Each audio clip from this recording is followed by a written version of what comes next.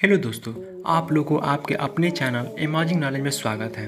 दोस्तों, Albert Einstein ये एक ऐसा नाम है जिसे सुनते ही हमें E=mc² थ्योरी ऑफ रिलेटिविटी और स्पेस टाइम जैसे सिद्धांत याद आ जाते हैं।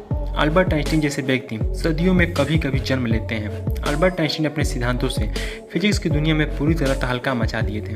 अल्बर्ट आइंस्टीन ही वह व्यक्ति है जो न्यूटन के गुरुत्वाकर्षण के नियम को चुनौती देते हुए गुरुत्वाकर्षण की नई थ्योरी दी। वैज्ञानिक पहले एक्सपेरिमेंट करते हैं और एक्सपेरिमेंट के आधार पर जो निष्कर्ष निकलता है फिर थ्योरी देते हैं। लेकिन अल्बर्ट आइंस्टीन एक ऐसे व्यक्ति थे जो अपनी कल्पना में सोचते थे, फिर थ्योरी लिखते थे और इस थ्योरी के आधार पर एक्सपेरिमेंट को अंजाम देते थे। इस वीडियो में हम अल्बर्ट आइंस्टीन के एक ऐसे थ्योरी के बारे में जानेंगे जो आपकी सोच को चुनौती देगा और सोचने पर मजबूर कर देगा। इस ब्रह्मांड के कण कण में एक चीज़ विद्यमान है और वो है गति।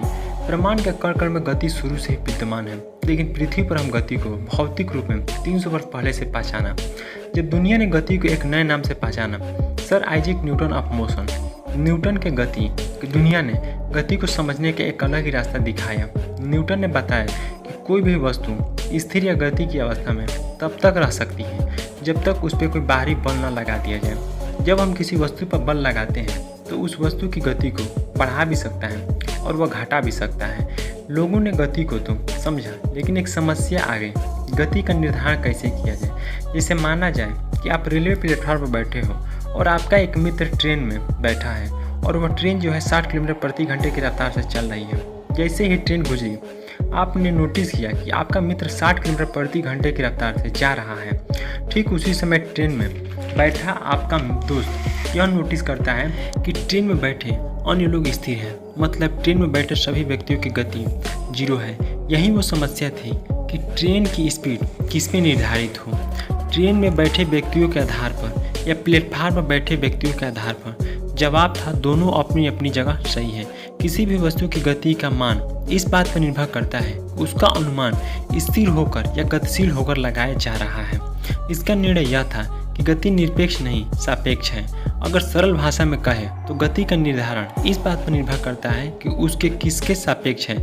जैसे पृथ्वी अपनी धुरी पर घूम रही है, लेकिन हमें लगता है कि पृथ्वी स्थिर है और हम भी स्थिर हैं, लेकिन अंतरिक्ष से देखने पर पृथ्वी हमें घूमती हुई नजर आएगी। पृथ्वी से सूर्य हमें स्थिर लगता है, लेकिन आकाशगंगा की दृष्टि से देखा जाए तो सूर्य मिल्की वे गैलेक्सी का परिक्रमा करता नजर आ रहा है। 17वीं शताब्दी में भौतिक विज्ञान का सापेक्षता का एक सिद्धांत दिया गया।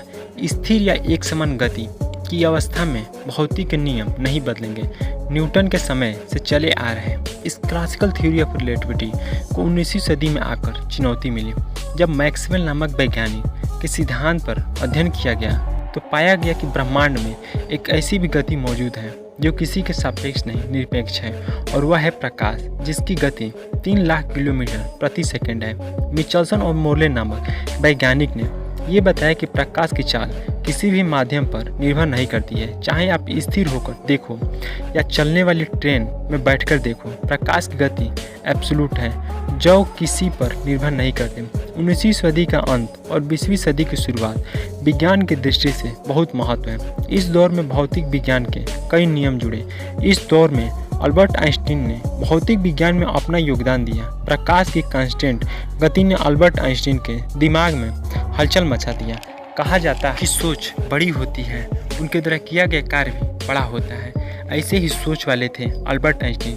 जहाँ से इंसान की सोचने की क्षमता खत्म होती है, वहाँ से अल्बर्ट आइंस्टीन की सोच शुरू होती थी। अल्बर्ट आइंस्टीन ने कल्पना में ऐसा किया कि कैसा क्या कारण हो सकता है कि हर जगह प्रकाश की चाल कंस्टेंट रहती है। उन्होंने कल्पना की कि ऐसी क्या घटना घटेगी कि प्रकाश की चाल से ट्रेवल करेंगे। उन्होंने कल्पना करने के साथ साथ गति के सूत्र को भी ध्यान में रखा, speed equal to distance upon time. और उन्होंने अपने कल्पना में पाया कि किसी भी चीज़ की गति डिस्टेंस अपॉन टाइम के अनुपात पर निर्भर करती है। यदि प्रकाश की गति नियत है तो इसका मतलब यह है कि हर जगह डिस्टेंस और टाइम अपने आप को बदल रहे हैं और प्रकाश की चाल को कांस्टेंट रख रहे हैं। अल्बर्ट आइंस्टीन ने बताया कि प्रकृति अपने फंडामेंटल लॉ को टूटने नहीं देती है, उसकी हमेशा रक्षा करती है।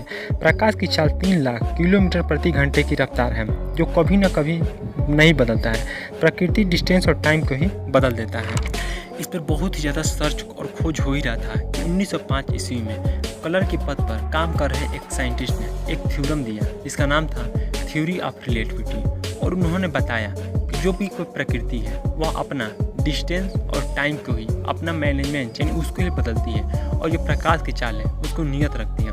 उन्होंने और उसके बाद अल्बर्ट आइंस्टीन ने भी इस पर सोच दिया और एक एग्जाम्पल के द्वारा समझाया गया। अगर मान लीजिए एक ट्रेन है और उस ट्रेन की स्पीड 3 लाख किलोमीटर प्रति घंटे, यानी कहने का मतलब अगर प्रकाश की चाल से चला दिया जाए, और उसमें एक व्यक्ति बैठा है और वो घड़ी पहना है, और एक व्यक्ति जो है वह रेलवे स्टेशन ट्रेन पे है, और इसी तरह कुछ समय के लिए चलता रहता है, और कुछ समय बाद वो जो रुकता है और देखा जाता है तो पाया यह जाता है कि जो ट्रेन में बैठा हुआ व्यक्ति था वह था उसका समय बहुत धीरे धीरे जा रहा था, यानी वह व्यक्ति नौजवान है, लेकिन जो प्लेटफॉर्म पर बैठा हुआ व्यक्ति है वह बूढ़ा हो चुका है। यानी यह था कि दोनों का टाइम बिल्कुल ही बदल चुके थे। यानी स्पीड अगर बदलती है तो जो प्रकृति होती है वह अपने जो प्रकाश की चाल होती है यानी उसके डिस्टेंस और टाइम को क्या करती है, वो मैनेज करती है। इस पर ही आगे चलकर एक थ्योरी दिया गया जिसका नाम था E=mc², यानी एनर्जी को हम लोग मास में कन्वर्ट कर सकते हैं और मास को एनर्जी में कन्वर्ट कर सकते हैं।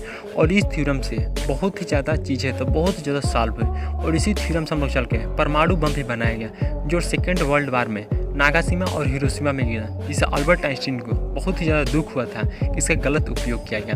दोस्तों, मुझे आप लोगों से आशा है कि आपको मेरा यह नॉलेजेबल वीडियो अच्छा लगा होगा, तथा मुझे आपसे रिक्वेस्ट है कि और ऐसे ही नॉलेजेबल वीडियो देखने के लिए आप हमारे चैनल को लाइक एंड सब्सक्राइब करें, तथा दोस्तों कमेंट जरूर करें जिससे मुझे साहस मिले। Thank you for watching this video.